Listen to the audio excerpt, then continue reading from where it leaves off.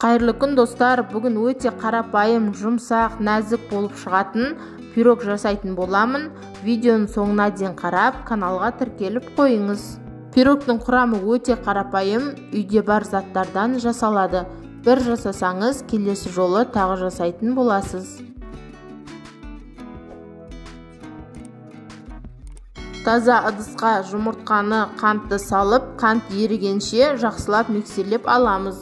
Жұмыртқа мен сүт міндетті түрде бөлме температурасында болуы қажет.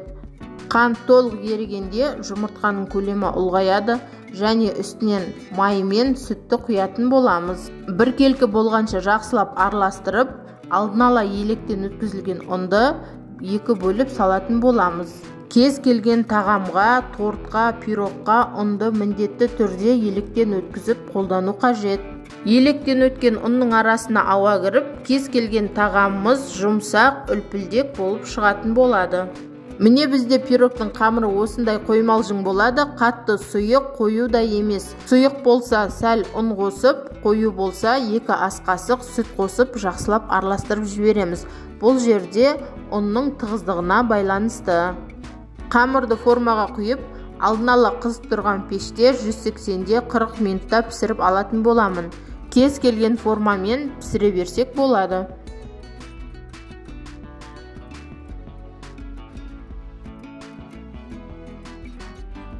Не достар, пирог дайын, өте жұмсақ, дәмді, нәзік болып шығады.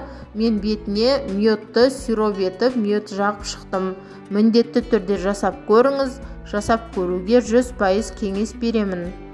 Алдағы уақытта өте қарапайым видеолардың рецептін көргіңіз келсе, каналыма тіркеліп алыңыз. Видеоның соңына дейін көргеніңізге рахмет.